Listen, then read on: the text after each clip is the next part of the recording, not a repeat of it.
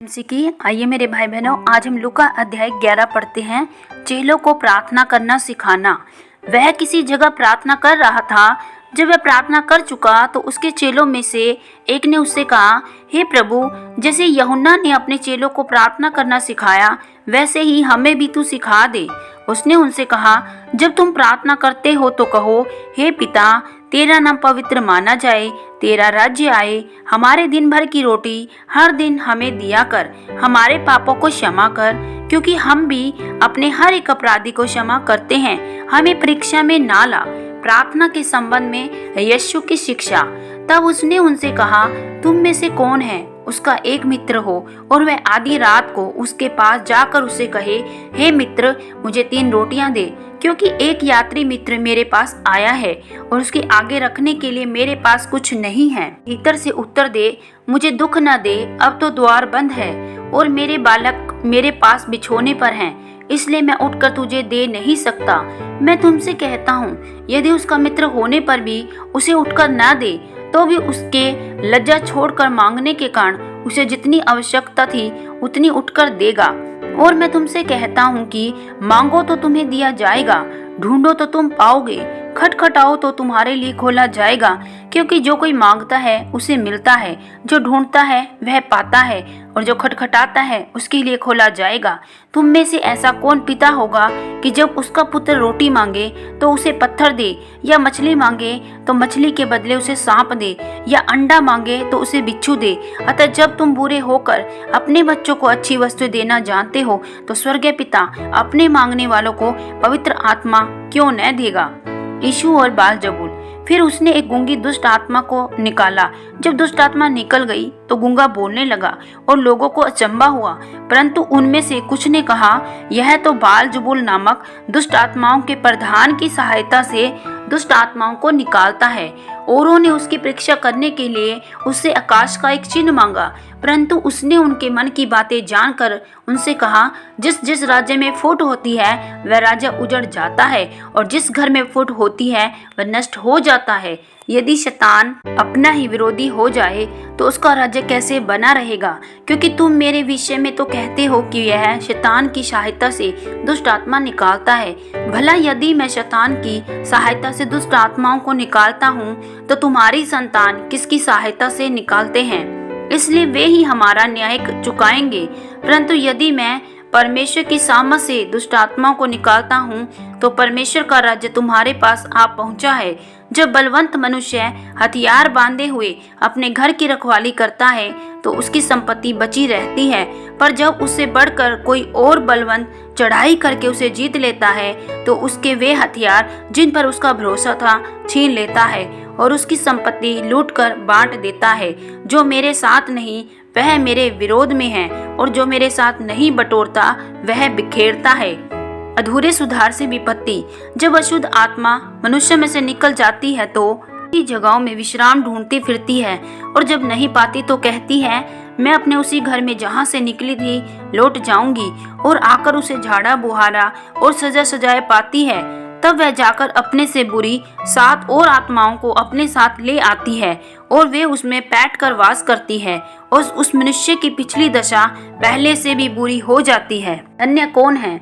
जब वे ये बातें कह ही रहा था तो भीड़ में से किसी स्त्री ने ऊंचे शब्द से कहा, धन्य है वह गर्भ जिसमें तू रहा और वे स्तन जो तूने चूसे। उसने कहा, हाँ, परंतु धन्य वे हैं जो परमेश्वर का वचन सुनते और मानते हैं। स्वर्गीय चिन्ह की मांग।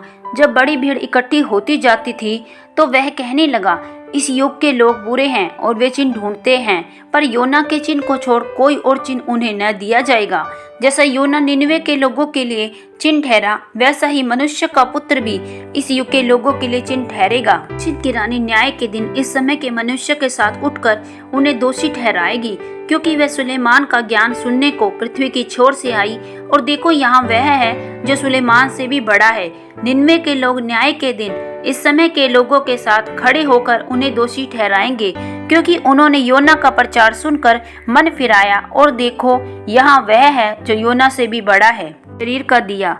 कोई मनुष्य दिया जला के तलघर में या पैमाने के नीचे नहीं रखता, परंतु दीवट पर रखता है कि भीतर आने वाले उजियाला पाएं। शरीर का दिया तेरी आंख है, इसलिए जब तेरी आंख निर्मल है तो तेरा सारा शरीर भी उजियाला है, परंतु जब वह बुरी है तो तेरा सारा शरीर भी अंधेरा है।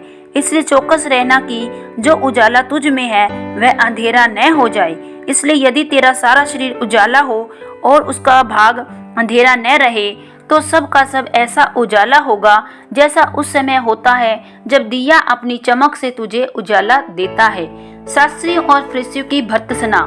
जब वह बातें कर ही रहा था तो किसी फरीसी ने उससे विनती की, मेरे यहाँ भोजन कर। वह भीतर जाकर भोजन करने बैठा। फरीसी को यह देखकर अचंभा हुआ कि उसने भोजन करने से पहले स्नान नहीं किया। प्रभु ने उससे कहा, हे फरीसियों, तुम कटोरे और थाली को ऊपर ऊपर से तो मांजते हो, परंतु तुम्हारे भीतर अंधेर और दुष्टता भरी है। हे निर्बुद्धियों, जिसने बाहर का भाग बनाया, क्या उसने भीतर का भाग नहीं बनाया? परंतु हाँ, भीतर वाली वस्तु को दान कर दो तो देखो सब कुछ तुम्हारे लिए शुद्ध हो जाएगा। पर हे फरीसियों, तुम पर हाय, तुम पुदीने और सुदाब का और सब भांति के साग पात का 10वां अंश तो देते हो, परंतु न्याय को और परमेश्वर के प्रेम को टाल देते हो। चाहिए तो था कि उन्हें भी करते रहते और उन्हें भी न छोड़ते। हे फरीसियों, तुम पर हाय, तुम आराधनालयों में मुख्य मुख्य आसन और बाजारों में नमस्कार चाहते हो। हाय तुम पर, क्योंकि तुम उन छिपी कब्रों के समान हो जिन पर लोग चलते हैं परंतु नहीं जानते। एक व्यवस्थापक ने उसको उत्तर दिया, हे गुरु, इन बातों के कहने से तू हमारी निंदा करता है। उसने कहा, हे व्यवस्थापकों, तुम पर भी हाय, तुम ऐसे बोझ जिनको उठाना कठिन है मनुष्य पर लादते हो, परंतु तुम आप उन बोझों को अपनी एक उंगली से भी नहीं छूते। हाय तुम पर, तुम उन भविष्यवक्ताओं की कब्रें बनाते हो जिन्हें तुम्हारे ही बाप दादों ने मार डाला था। अतः तुम गवाह हो और उसने आप बाप दादों के कामों से सहमत हुए, क्योंकि उन्होंने उन्हें मार डाला और तुम उनकी कब्रें बनाते हो। परमेश्वर की बुद्धि ने भी कहा, मैं उनके पास भविष्यवक्ताओं और प्रेरितों को भेजूंगी और वे उनमें से कुछ को मार डालेंगे और कुछ को सताएंगे, ताकि जितने भविष्यवक्ताओं का लहू जगत की उत्पत्ति से बहाया गया है, सबका लेखा इस युग के लोगों से लिया जाए। हाबिल की हत्या से लेकर जकराई की हत्या तक, जो वेदी और मंदिर के बीच में घात किया गया, मैं तुमसे सच कहता हूँ, इन सब का लेखा इसी समय के लोगों से लिया जाएगा। तुम व्यवस्थापकों पर, तुमने ज्ञान की कुंजी तो ले ली, परंतु तुमने आप ही प्रवेश नहीं किया, प्रवेश करने वालों को भी रोक दिया। जब वह वहां से निकला तो शास्त्री और फरीसी बुरी तरह उसके पीछे पड़ गए और छेड़ने लगे कि वह बहुत सी बातों की चर्चा करे और घात में लगे रहे कि उसके मुंह की कोई बात पकड़े। आमीन। प्रभु आप सबको लूका सुने जाने पढ़े जाने पर बहुतायत से आशीष और बरकत दे। सबको जय मसीह की।